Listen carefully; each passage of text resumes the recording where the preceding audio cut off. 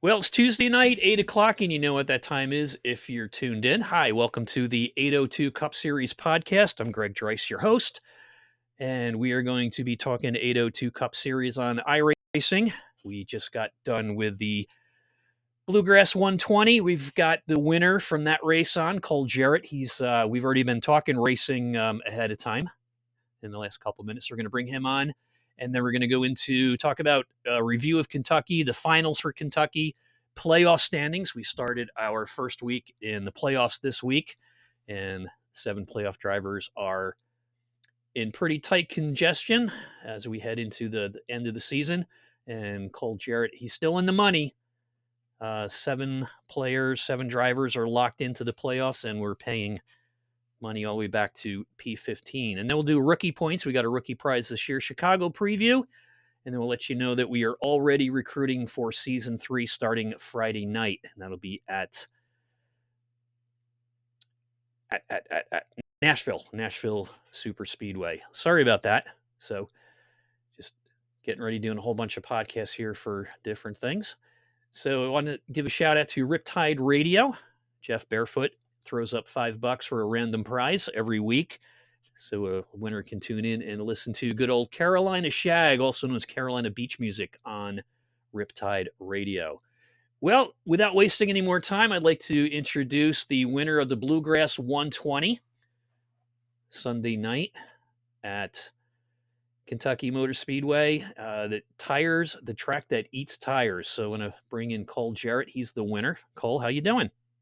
Hey, we're hanging in there. What's going on, bud?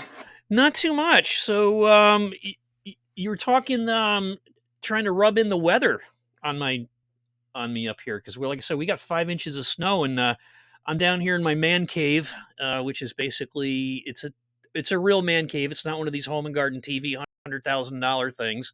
It's built by myself, who doesn't know the difference between a hammer and a screwdriver. So it's a Homer Simpson kind of house. So I'm down here freezing, and I've got a portable heater on my butt, and you're sitting there saying you're sitting in front of an air conditioner. How dare you? Hey, it's been crazy the Carolina weather.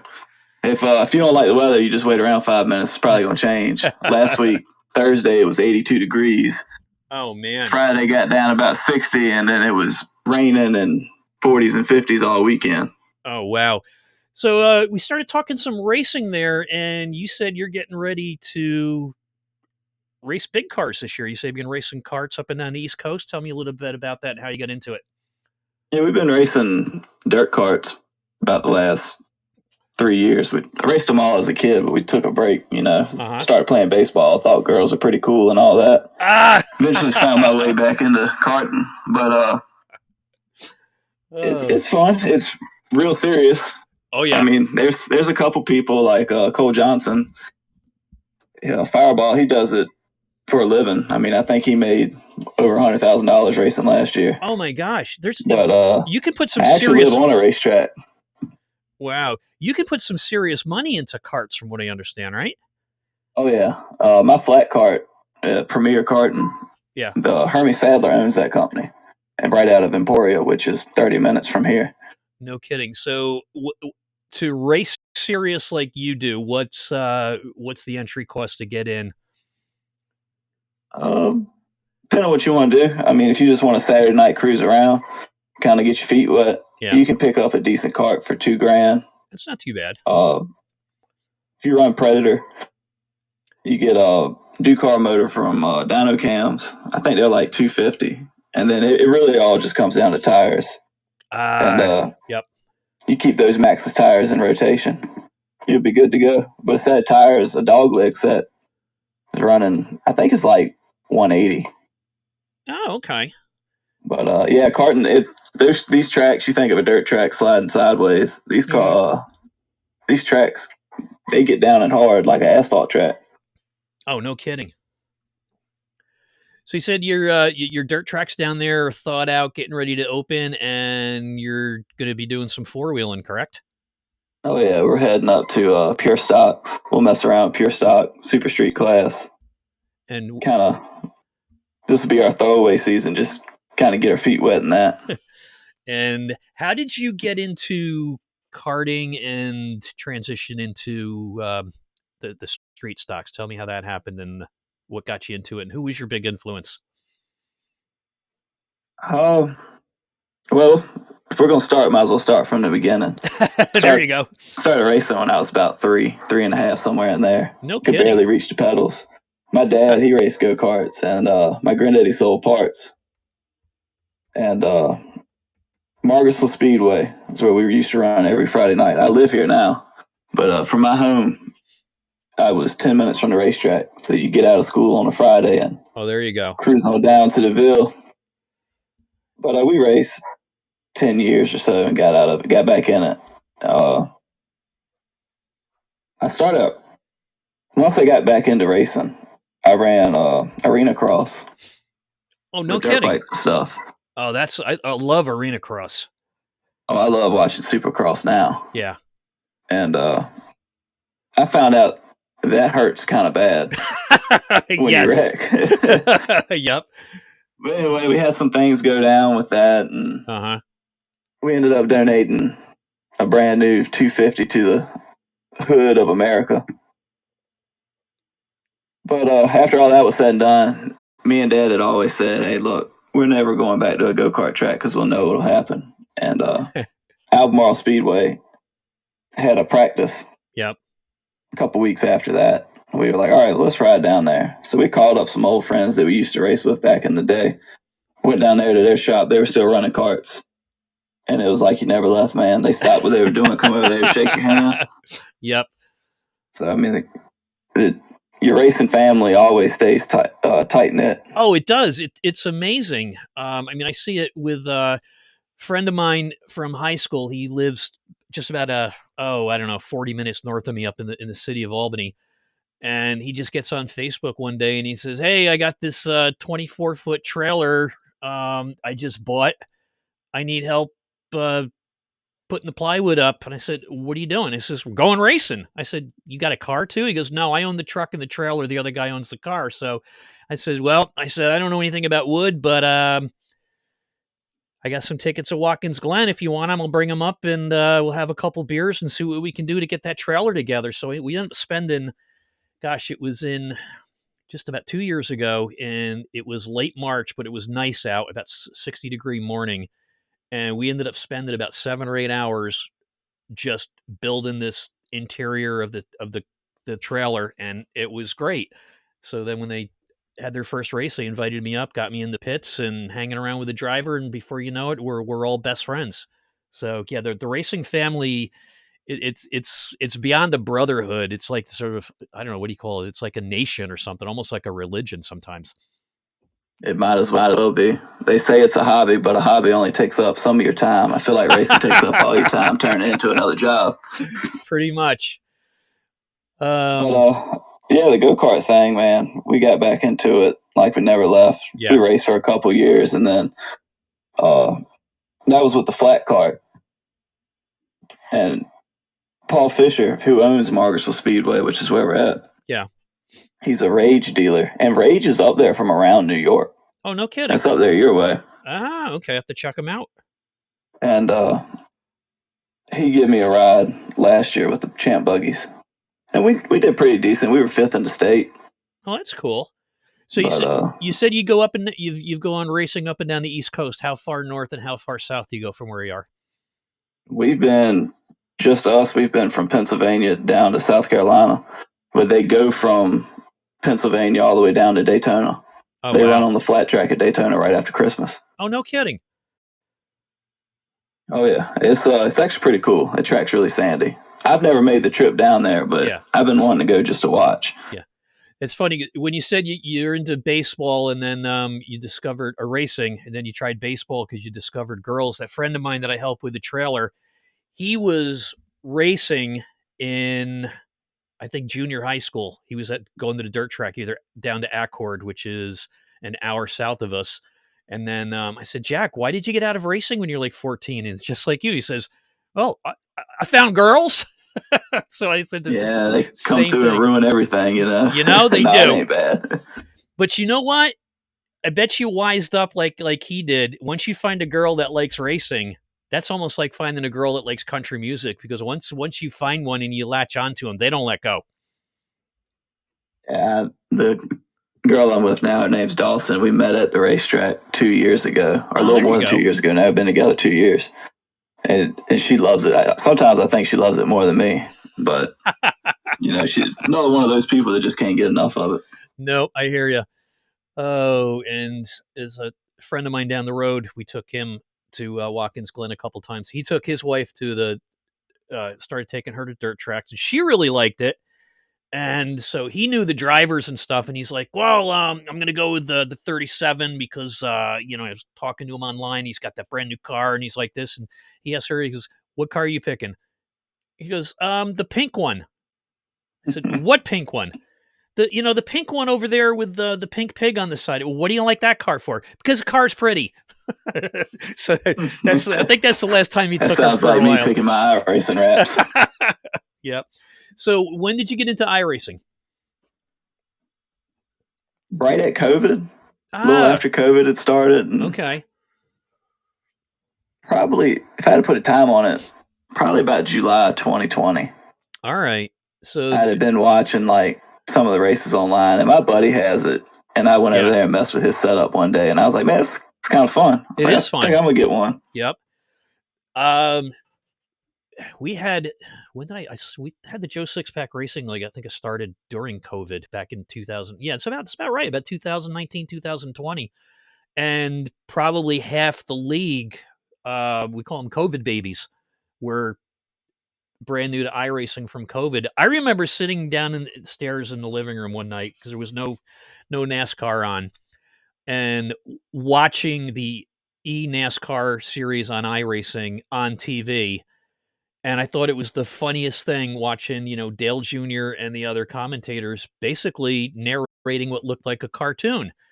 But it was so cool because they did the side by side with showing the driver, the driver view, and then they had the webcam. And I'm like, that kid's in his bedroom, and you can see his little brother and sister walking back and forth, and there comes the dog. I mean, he's like, his bed's behind him. The dog comes up, jumps on the bed, sits there and does stuff and runs around. And there's mom coming in, poking her nose in and stuff. It was so funny because here it is, you're in New York. This guy, you don't know where he is, somewhere halfway across the country, and you're basically watching him race on TV from his bedroom. And it was so cool. I have one of the guys that races go-karts. His name's Colin Bowden. He's running the Cook Series NASCAR thing. Uh-huh. So he got the Pro Series, did it last year, and I think he's doing it again this year. Oh, that's cool. The top prize that the kid won during COVID, I think was like $40,000, which was, huge for iRacing back then. And now the last time I saw the whole prize package for the NASCAR Coke Series is like, it's either $300,000 or $500,000. It's just exploded. Good gracious, I thought it was $100,000. Maybe to win, but the whole series last time was 300, if not more now. It's amazing how far it's come. Honestly, COVID's probably the best thing that ever happened to iRacing. Oh, probably is. Yeah. Well, that depends on who you talk to, because if you're running the free lobbies, everybody complains. They wish all the COVID people would go away. Because I guess I don't race many of the free lobbies anymore. I haven't run an official race in a year. I've just been doing the leagues, and every once in a while I'll jump in and do the pickup cup or the carburetor cup just for fun if I don't want to sit down for an hour. So how'd you find the 802 Cup League? Rolling through Facebook one day. Ah, there you go. So I come across it, and I was like, this don't look half bad. And it's funny because I ought to be doing a whole lot better in the points that I'm doing now. But it took me, I was like, I'm going to join it. And then I completely forgot all about it. And then about time I thought of it again, y'all were already 4 races into the season. Oh, is that what happened? Okay. I was like, well, I'm going to hop in here and just see what I can do. Yeah. Maybe I can make some upsets happen or something. Well, you did on Sunday. That was, I didn't see that one coming, I'll be honest. Yeah. Actually, I didn't see my race coming either. I've been racing 6 years, and I mean, I'll practice for a couple hours during the week. in the other league, I was happy if I just cracked the top 10, and I did fairly regularly. Now I'm like, all right, I'll be happy with the 15th, which is about where I am. And I ended up finishing 9th on Sunday. And I'm like, whoa, how'd this happen? So I was really happy. What was your strategy going in? How'd you handle your tires? Because Kentucky is notorious for sneaking up and taking a chomp out of those tires when you're driving. Old scrub. The less you turn the wheel, the better off. That's what I found for myself. And what was your line which line did you find worked better for you? The slap bottom. The Really? lower I could go, the better I felt, especially in 1 and 2. And then maybe just about a half a car length up in 3 and 4. And you find running the bottom like that really didn't put too much pressure on your tires? No, I don't think it did. I played around Monday last week, and honestly, I did a 50-lap AI race just to run the track. Right. And that was the only practice I had, and I had noticed during that, I was like, the car never really felt like it fell off for me. No kidding. So I was like, well, maybe I'll be all right. And that was on a 50-lap run. Yeah.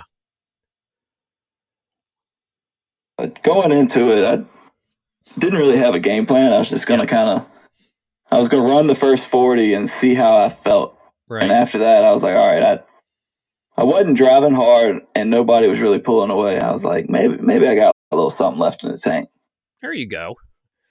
I was running practice Sunday afternoon, and what I was finding, and I was just going, balls to the wall just to see, how long the tires would last. And after 16 laps on the one run, I pull in, and my right front was down to 81% after 16 laps, and I'm like, I can't drive like this tonight.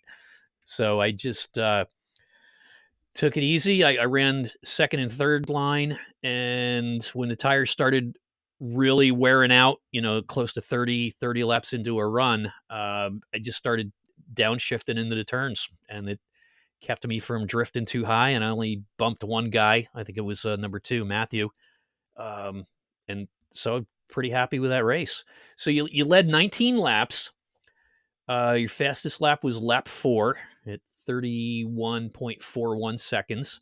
8th fastest in practice, and you qualified 11th. So how long did it take you to get up to the front? I think I could have got up to the front in 40 laps. My game plan in every race is I don't really care much about qualifying because it's on a tight track. This main reason I don't want to get caught up in the wrecks. Which this league's really surprised me with the amount of long green flag runs we've had. Yes, and that's what I like. But I want to be there at the end. I want to come out of nowhere. That's kind of how I want to do it. I honestly hate leading. I can't stand it. Even in real life, I hate leading. I don't want to go out there and lead 20 laps. I want to win it in the last 2. I don't win many races, but when I'm out there, for instance, like doing pickup truck, one of my favorite tracks to run that is Phoenix, and that's where I've got most of my wins. And there's been a couple races where I've led all 25 laps. If you're out there leading, you got that target on your back. I'd rather sit in second or third than wait for the guy in front of me to make a mistake and make a move. Because when you're leading that long, you're constantly looking over your shoulder, and I think it just sets you up to make mistakes sometimes. Oh, you just got to look forward. Don't ever look behind you. Easier said than done. It is a whole lot easier said than done. Yeah. Yeah, I like to hang back and I'll watch people in front of me and, okay, well, this is what he's doing in this corner. And I think I can drive it in here because he's going to push up the racetrack a little bit. Yep. So especially if you get in a hard battle with somebody and you can make them drive it deeper in the corner and then just tuck under them and go. There you go. That's what I've learned patience when, especially Sunday, I was, making my way up. I think I started 16th or something. And then I just saw, okay, this car's dropping off. This guy's going here. And I started, taking it easy on the tires and just looking at the car straight ahead in front of me. And I said, I'm going to catch him because I see what he's doing. And just like you said, you just wait to make your move. And it's a lot easier because you're not racing the guy and fighting him for every turn. You're just waiting for somebody to make a mistake and then make your move. So are you still racing with penny stackers? Oh yeah, them boys are a trip, man. Yeah, I've enjoyed it. Yeah. They invited me over after I ran Michigan. Yeah. And it's been nothing but history after that. I mean, there's some good drivers. We have some good practices, good conversations. That's good. You know, I'm gonna stay with them for a while. Yeah. Without divulging any team secrets, how do you guys communicate during the race? Do you get together and plan a strategy, or is it just get out there and drive and help each other once you're on the track, or do you have a team plan before the race? Most of the time, we just kind of joke on each other. I mean, if we're gonna be honest, we come up with a little bit of a plan. Yeah. This week, I don't know. We're like 5 minutes from the start of the race, and I'm like, "Hey, what are y'all doing for break by us and all that?" Yeah. Well, this is what we did. This is what we did, and I was like, "All right, well, I'm gonna try this and see if it works." There you go. But if we go back and we're going to take a step back, let's go back and talk about Darlington. I watched the end of that race several times. Yep. And I should have won that race too. I felt like I had the car to win. I know I had the car to win, but to win, you got to have luck on your side sometimes. And when it hit the wall on the inside, it just grabbed and snatched it to the left. So, but we had a dog fight all the way to the very end. I heard that was a good race. I was down on Long Island visiting my son down there for the weekend, and by the time I got home, it was too late to get on. I was exhausted after a 4-hour drive. It was a very interesting ending. And going in, I bet I ran 250 laps of practice that week. Oh, no kidding. And I really felt like I had a car to win that one. But, sometimes luck doesn't play on your side. And Chris got lucky and won that race, so that was good for us. There you go. Moving forward in the league, would you like to see a team championship next year if they do team points? Yeah, I think that'd be pretty cool. Yeah. And we had, just kind of throwing some ideas around in our group. I think it would be cool next year if instead of doing all cup cars, let's do all 3 series. How about this weekend we're running Xfinity at Dega. Next weekend we run Cup at Bristol.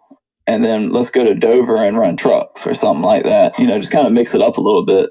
Yeah, there's leagues that do that, and there was one guy I interviewed. They run all 3 series. They run the NASCAR Trucks Cup, ARCA, and Xfinity like an IMSA race. All 4 series on the track at the same time. Yeah, I feel like that'd probably be a little bit of a cluster. It could be. I mean, it'd be cool, but hey. Yeah. So I said, Rob's done a really good job with this league. He has. I can't complain. Honestly, when I found the league, I wanted to run the 358 modifieds because I'm a dirt guy. Yep.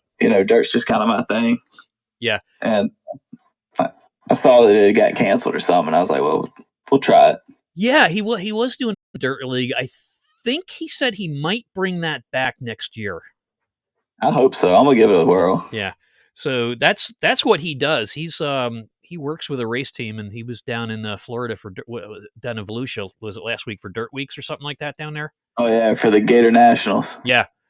So and he he shows pictures of his setup. He goes down there with a team from a guy who owns a bunch of car dealerships and stuff, and he said it ran like 11 races in 13 days or 13 races in 11 days, something like that. And yeah, I have one of my buddies. We're pretty much best friends.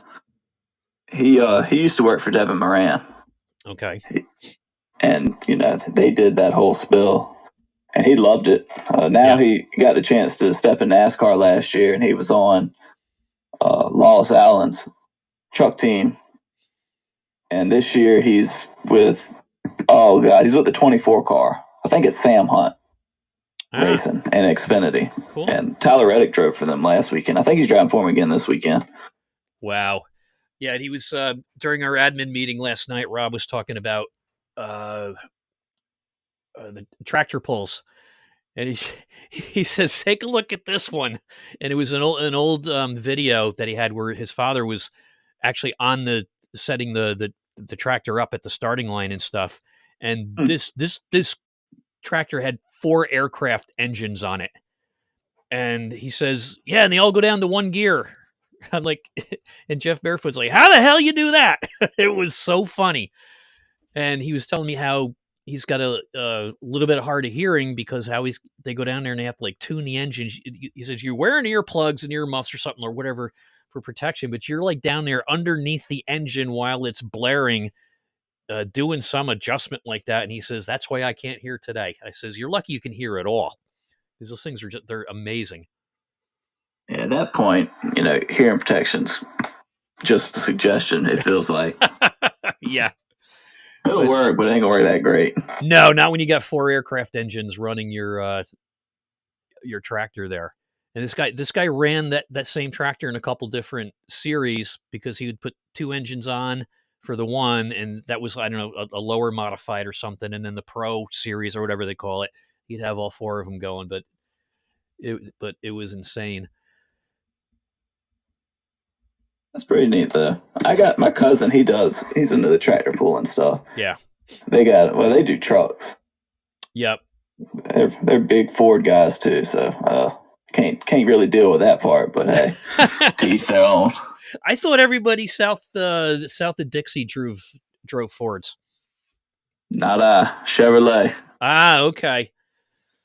Yeah, I haven't owned a Chevy truck in quite a while, but it's like it's the brand that gets under you. I got a Toyota Tacoma right now that I use for my landscaping business because I didn't want a Silverado. I didn't want to go too big, and the Chevy Colorado, I took a test drove on it, and I felt like I was still driving my 1993 Chevy S10 because the interior was pretty boring. But I know the Chevy trucks are great, the bigger ones. I feel like it's kind of like a sports team. When you're a kid, you got to pick one, and that's kind of what you got to stick with. Yes, yeah. But they're all good trucks. Oh yeah, the Toyotas are pretty nice though. Yeah, this one I put an offer in on the Colorado because the Tacoma I wanted, of course, is right in the middle of COVID, couldn't get it. And then the guy calls me up and he goes, hey, I got this thing coming in. He says, well, what are the numbers? And oh my gosh, it was a full-size 6-foot bed, 4 doors. The Colorado was the short bed with the suicide doors. So there was only 2.5 doors. And the lease price was the same on it. And I went down to the Chevy dealer and I said, I hate to do this, but I need my deposit back. He goes, what do you mean? I told him what I got. He goes, with a full bed liner. The Colorado didn't have a bed liner in it. And I said, man, I really didn't want a 5-foot bed to run a landscaping business because it would look kind of, because you can't even put a shovel in the back of them on the short beds. But, back then you had to take whatever you could get because otherwise you had to wait 2 years. Oh, yeah. And it's still just as bad. That's the sad part. Yeah, it is. So what are your plans for Kentucky coming up this week? I thought we were at Chicagoland this week. Oh, Chicago. I'm saying I'm reading yeah. Hey, I'm in my early 60s, so that's my excuse. Just getting a little scatterbrained. No, I'm just reading the next frame to come up here, and it's a Kentucky review. But yeah, Chicago. So you guys gonna do any practicing for Chicago this week, and what are you looking forward to there? I ran a couple laps. Earlier today, right before I got on with you, and I think that's going to be a lot like Kentucky was. Yeah, I haven't run Chicago that many times. I couldn't even tell you if that track eats tires or not. What's it like with the tire wear? I think it's going to come down to making sure you don't overheat your tires more than anything. Mm-hmm. I mean, I'm sure it'll eat at them a little bit, but I really couldn't tell you. I'm sure we'll hop into practice probably Thursday, Friday, and give it a whirl. There you go. Yeah, in case. Oh well, Friday night we have the Nashville Super Speedway recruiting race. If you're interested in that, I'll be there for that for sure. Okay. Yeah, it's going to be 100 laps and recruiting for next season. Requirement is the new drivers got to do. I think they're looking at 3 of the recruiting races, so we can really get a look at who's driving and how well they drive, so we don't run into issues like we had this year with a couple drivers. Yes, that's good. And if anybody out there is thinking about doing it, it's worth doing. Yeah, it's a good group of people. It is. I've been racing with a lot of these guys were the core group from my old league a couple of years ago, and I think, there's 7 or 8 that we have been racing with for the last couple of years. It's just a good bunch of guys. Hey, if you're just tuning in, you're watching or listening to the 802 Cup Series. This is the 802 Cup Series League on iRacing. We race on Sunday nights at 6:45. We're recruiting for Season 3. If you're interested, you can join us Friday night at Nashville Super Speedway at 8:30. It'll be listed under hosted. Practice will be 25 minutes and then 5 minutes. 2 laps qualifying. Green flag drops at 9. For more information, you can look up 802 iRacing Leagues on Facebook or send me a shout at the Joe Sixpack podcast page, and we'll point you in the right direction. We run Cup cars on Sundays at 6:45 p.m. Fixed sets, great group of guys. A whole bunch of money being paid out this year, several $100s all the way back to P15. So if you finish 15th, you get your league money back. And my guest right now is Cole Jarrett. He drives the car number 88 for the Penny Stackers Racing Team. He won at Kentucky on Sunday night. He was the winner of the Bluegrass 120, led a whole bunch of laps, and did a pretty good job. And he's our guest tonight. So right now we're going to take a look, snapshot. We're going to look back at Kentucky. And because my eyes can't read what's on my little screen, I'm going to go over to the big screen. The Kentucky race on Sunday was 120 laps. Average lap time was 35.712 seconds. We only had 2 cautions, one for a wreck. What's going on in the league? We take a look. Shit. Oh, my bad. Oh, I forgot to tell you. If you're watching on Twitch, turn it down. I had one guy on, and he was watching on Twitch, and I've got your audio coming in through a speaker on Discord. So I ask him a question, and when I'm asking him a question, because of the feedback and the delays, he's answering from like 3 questions ago. I was trying to pull it up just to look and see because I hadn't found it on Twitch yet. Oh, okay. And I am not technically inclined. Oh, neither am I. I am technically declined. So it's like, so I was trying to stream some of my races, and my son who's doing the other podcast upstairs, he was 17, 18 years old when we started, so of course he's a whiz. I said, how do you use OBS? He goes, oh, it's easy. It's just a couple buttons. So I'm downloading it. I'm like, where's the instructions? And like everything these days, you got to either ask your friends or go digging because they don't come with instructions anymore. So we only had 2 cautions on Sunday night at Kentucky. One of them was for the competition caution, and one of them was just for a little wreck. So we only went 6 laps under caution, which is incredible. And as Cole was saying earlier, we got a lot of long green flag runs, and that allowed us to have 12 lead changes last night. Strength of field was 1605. And requirements for our league, as long as you're below 2,500, I think it is, you're pretty good. We look for racers that are good guys to drive with. It's not about winning. It's just about going out there and having some fun. And the finals for Kentucky, the top 10 drivers, Cole Jarrett drives car number 88. Started in 11th, led 19 laps. His fastest lap was lap 4, 31.410 seconds. Second place, Frank Zingen, the car number 62. He qualified 3rd. He led 68 laps. That guy leads a lot of laps. And his fastest lap was number 2. Brandon Garand, driver car number 4, finished in P3. He started 4th, and he led 6 laps. Chris Max finished 4th, car number 121. He led 1 lap. Larry Murphy, drive the car number 30, finished in P5.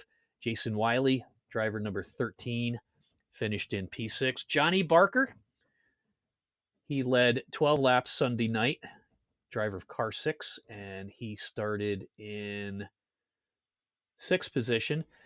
Dave Lamaga, points leader so far for the season. He finished P8. He qualified 6th. Actually, Johnny Barker led the pole.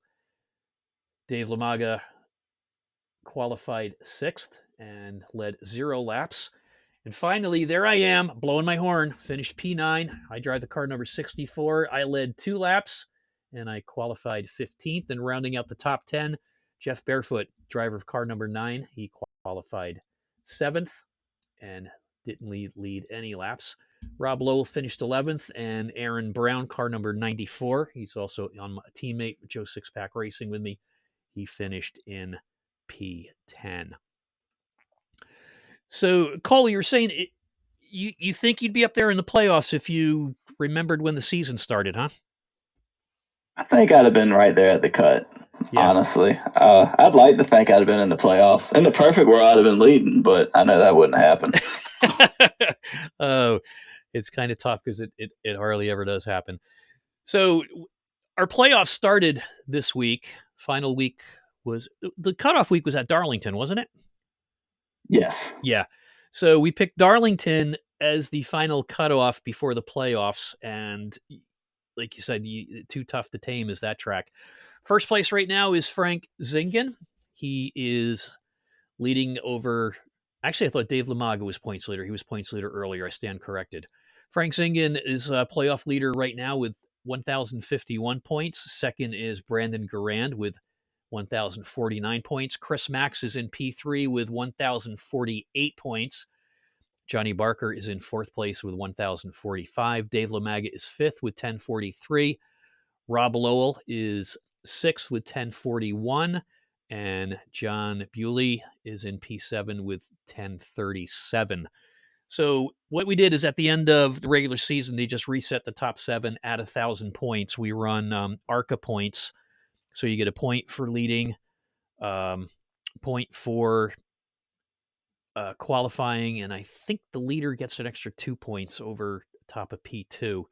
So then when we run till the end of the season, and we've got some nice prizes to give out there.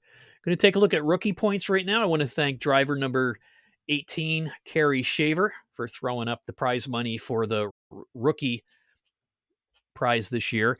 And if it just means it's your first year in the league, you don't have to be a rookie driver. So if you want to join the 802 Cup Series, which season 3 recruiting starts Friday night, and we start racing Sunday, May 7th, I believe.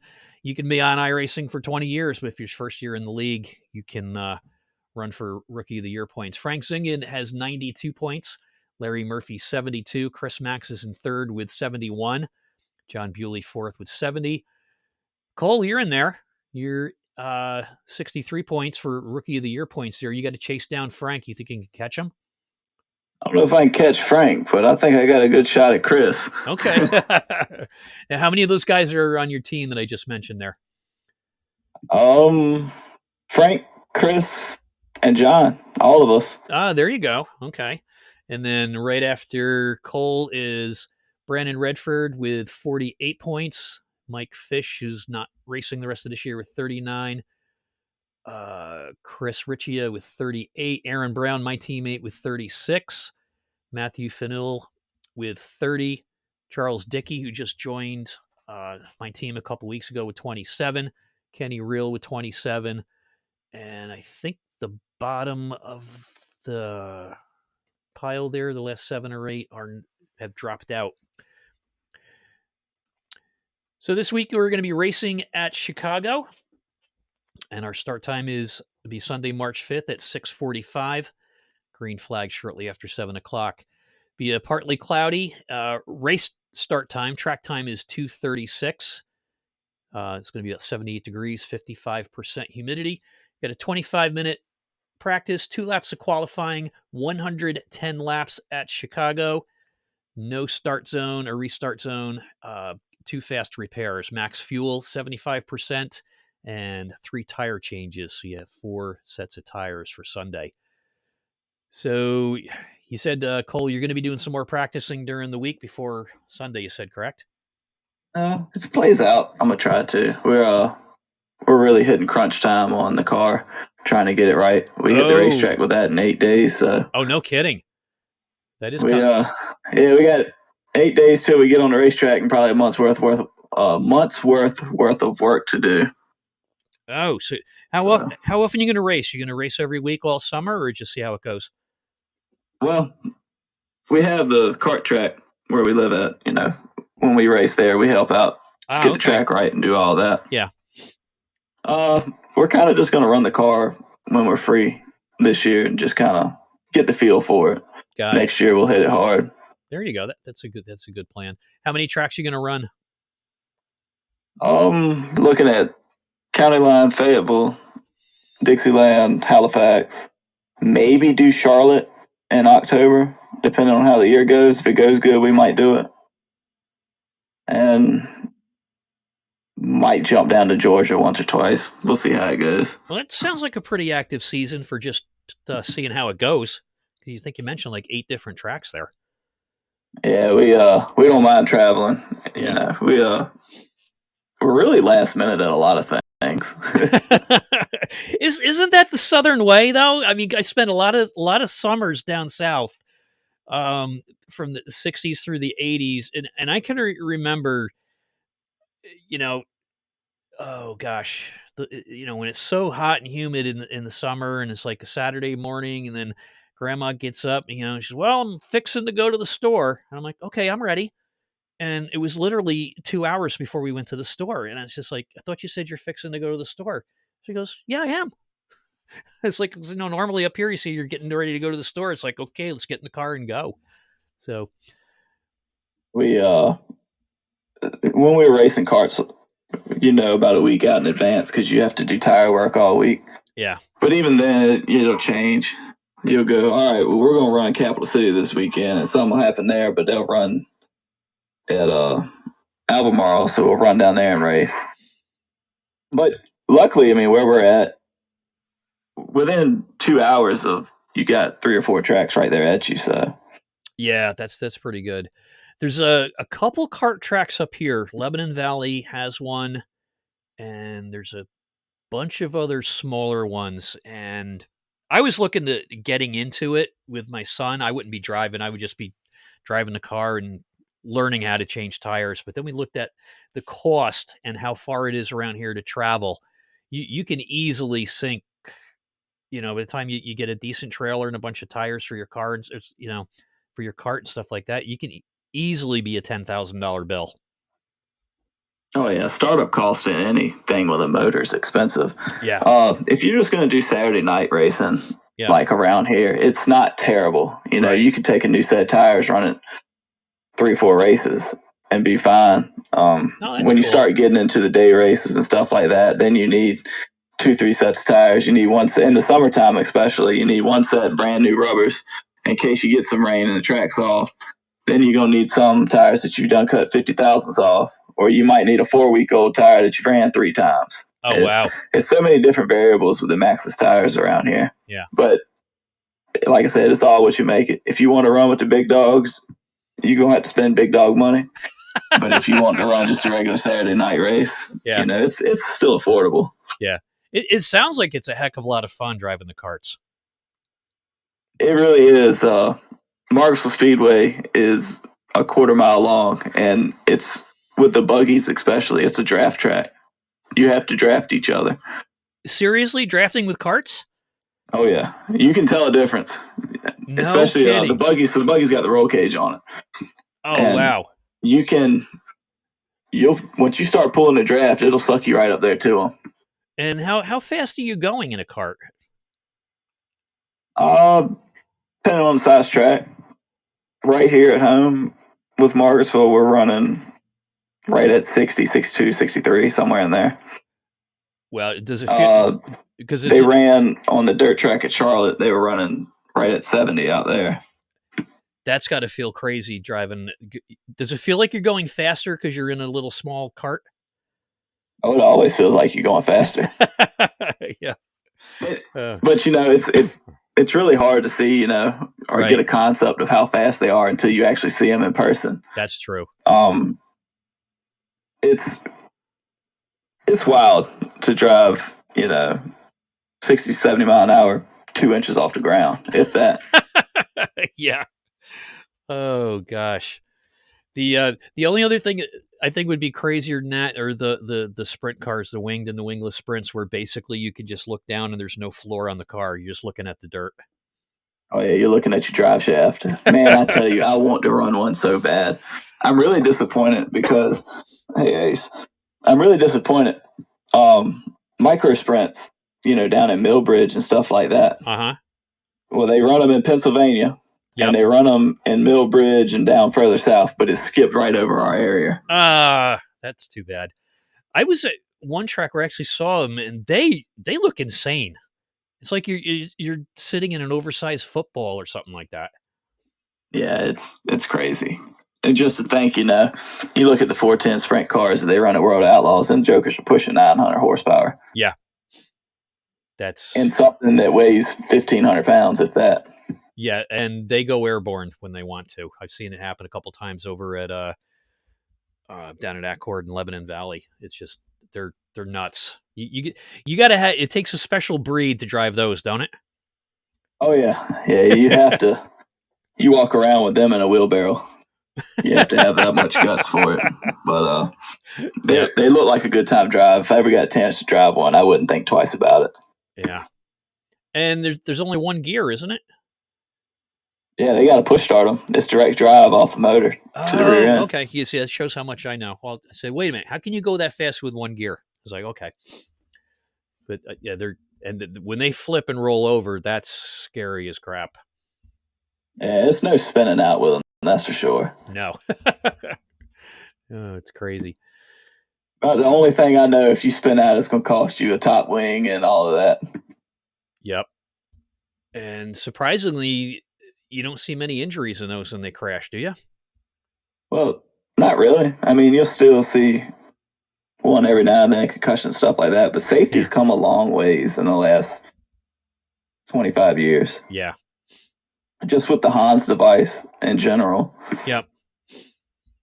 And then you look at all your helmets. Like my helmet's carbon fiber, and I weighed it against a Simpson Bandit helmet. Yep.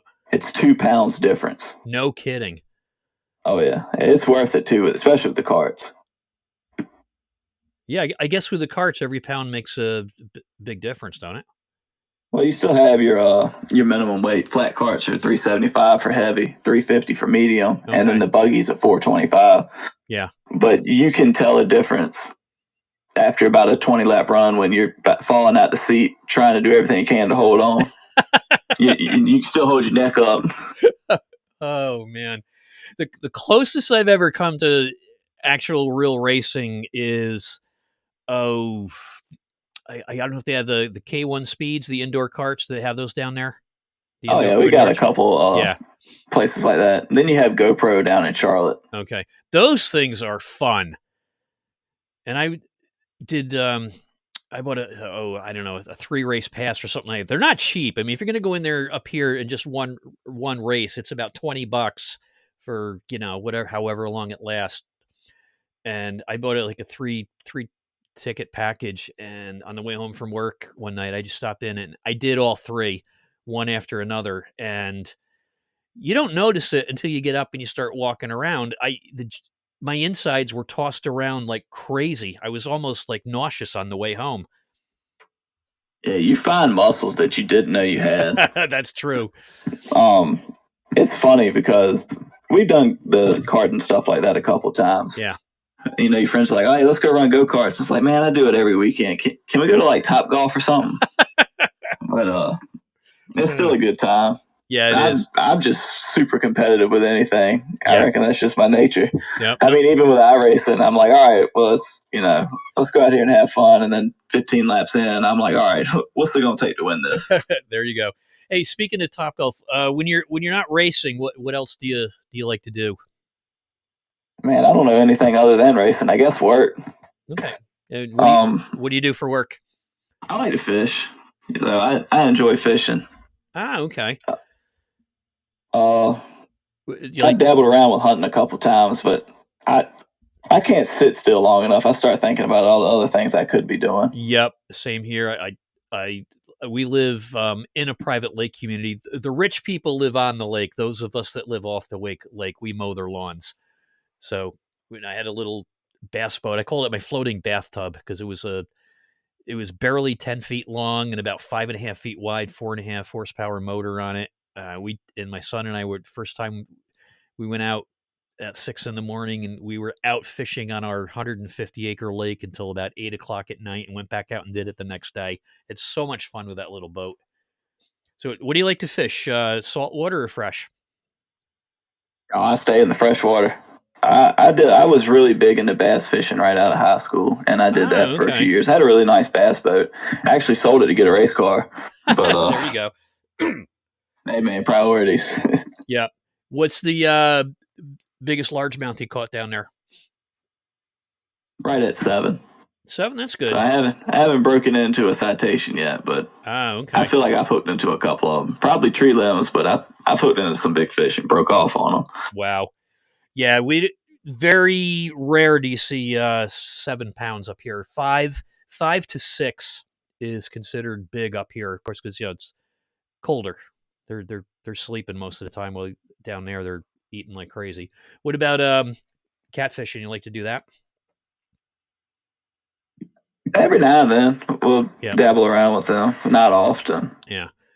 So that's another one of those sit there and wait things. I feel like pretty I don't much have that patience. Yeah, I don't. But we have on one of the rivers, and on the James River, as a matter of fact, they have a power plant, a nuclear power plant. And you can get downstream from it. We've done it. I've done it one time, and I want to do it again. I had a blast doing it. You take a deer heart and cut it up, and when the tide started to go out right on one of the ledges, you couldn't keep them in the water. Within an hour, we had caught 25 catfish, loaded up, went home. Oh man, we went one time catfishing. All I remember is riding in the back of my uncle's pickup truck from Jackson, South Carolina to the Sandy River, probably 2 hours away, because we left at like 3 in the morning. And I mean, even though it was middle of summer, it was, you're in the back of a truck with a guy driving 70 miles an hour, and you're in shorts and a t-shirt. It's cold. And we're using shrimp for bait. And these were channel cats. Those things were huge. And I was only like 12, 13 years old. I get this one that had to weigh, I don't know what the weight was, but I looked at it and it's like, it just looks at you like it wants to eat you more than you want to eat it. Those are things huge, put up a big fight. Yeah, they're fun to catch though. Yeah, they are. I mean, anything's really fun to catch, honestly. I caught a duck one time. A duck? Kid you not. I caught a duck on accident. I had cast it out, and there were some that were just swimming nearby, and one of them got up to fly and flew right into the line. It was a mess, and it was right in front of a bunch of houses too. And you try to not make a big scene, and you get the duck to the boat, and all it wants to do is whoop up on you, and it was bad. Oh, how'd you get your hook back, or did you? No, I got it back. The line had just gotten wrapped around his wings, so I untangled him, and he was good to go. Lived to see another day. Yeah, so he didn't end up on the barbecue that night. Oh no, I couldn't. I wanted to, but I couldn't. I hear you. So when you were catching catfish, do you take them home and eat them, or how do you cook them when you do, if you do? I think the best fish is fried. So whenever with largemouth, I just did it for the sport. Every now and then you keep one. But catfish, you catch one about 7 pounds, we'll keep it. Yeah, that's very rarely. Most time I went out, we targeted largemouth, and that's what we did. Yeah. I only had largemouth a couple times. I don't care for the taste. Do you? No, it ain't bad. To me, honestly, it all tastes the same. Okay. But it's hard to get time to go fishing now. Yeah. Especially with racing season getting ready to fire I back can imagine. up full swing. That's got to take just about all your spare time. It does. Yeah, like I said, a hobby takes up a little bit of time. Racing takes up all your time. It's like another job that you don't get paid for. Pretty much. Hey, you're listening to the 802 Cup Series podcast. From the 802 Cup Series iRacing League. If you're interested in racing with us, Friday night we start season 3 recruiting. We'll be at the Nashville Super Speedway for a 100-lap race, 50% fuel, 3 sets of tires. Normally we race with 4 sets, but for recruiting we're going to try it with 3 sets of tires. There'll be a comp caution on lap 35. and I'm sorry, lap 30. It'll be lap 35 for Sunday. 25-minute practice, 5-minute 2-lap qualifying, and that's Friday, March 3rd, 8:30 p.m. under hosted, and that's 8:30 p.m.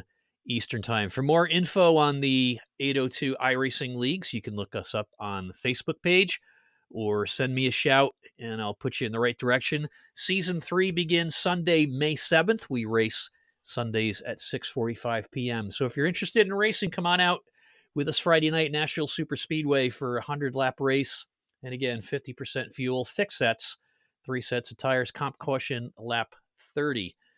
And that starts at 8:30. Green flag will be shortly after 9 o'clock. I'd like to give another shout out to Riptide Radio for throwing some sponsor money at every race. Random driver wins a gift certificate to Riptide Radio, where you can tune in online to internet radio and listen to that Carolina Shag, Carolina beach music.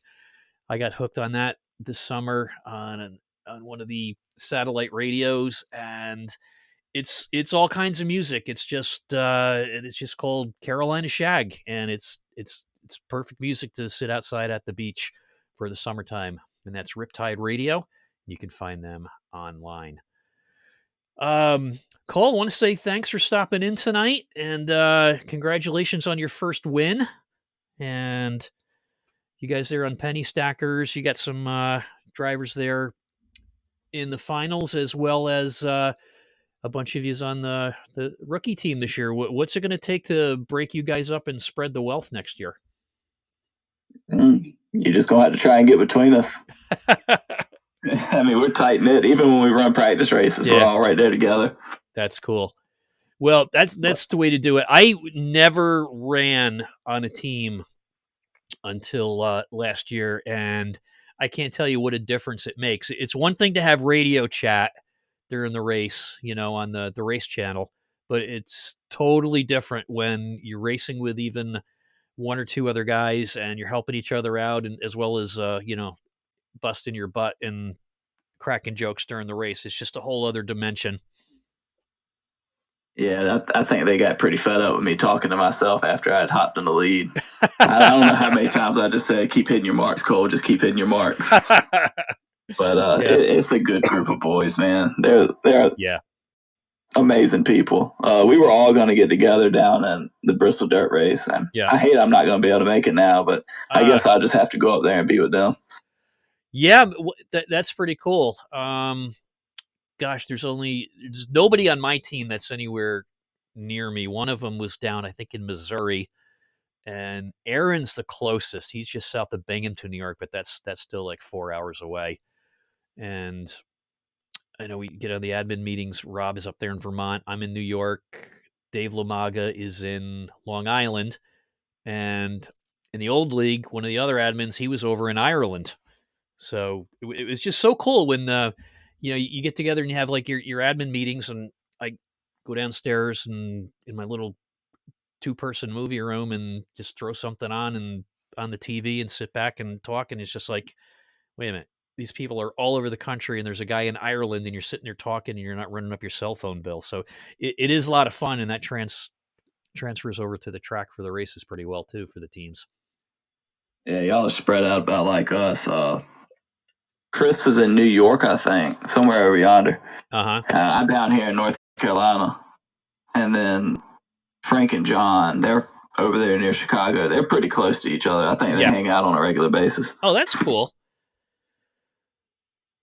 Cool. All right. Any advice for Chicago this weekend? Close your eyes and hold on. I think it's going to be a pretty fun race. Yeah, the points battle's pretty tight, as it probably is going to be for the first couple of the playoff races, and then we'll see how it goes as the season goes on and we start winding down. But right now, it's the top 7 are pretty tight. Everybody finished pretty well there. So once again, Cole, thanks for stopping by. Congratulations on your race there, and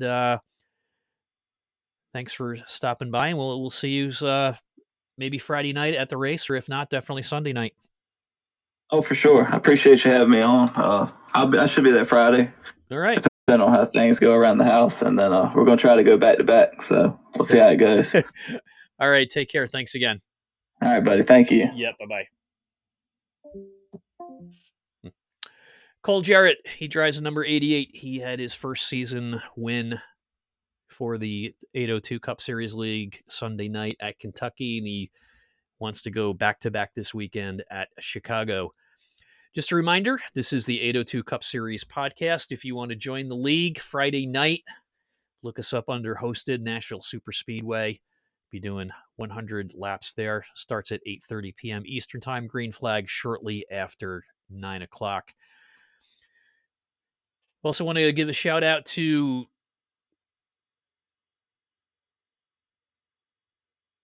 Dave Lamaga for doing all the design and graphics for the league. Does a lot of the paint jobs for the throwback weekend. Put up all those great paint schemes. He does all our league graphics, and it's DLT Custom Designs and Graphics. If you want more information on him, send me a note or get a hold of him through the 802 iRacing League page. And once again, this is the 802 Cup Series broadcast, production of Wainwright Broadcasting, and where we also do the Joe Sixpack Racing podcast. And the Indoor Gardener podcast is another one we do there. And we have the Dive Bar podcast and Curmudgeon Radio. So a bunch of podcasts there. 2 of them on racing and everything else under the sun. Have yourselves a good night. And you can watch this on Twitch for the next 2 weeks. We'll be uploading it to YouTube tomorrow, where it will live in infamy. And then the audio will be uploaded to Anchor, Spotify, Google Podcasts, Amazon Podcasts, Apple Podcasts, and Stitcher, and a bunch of others.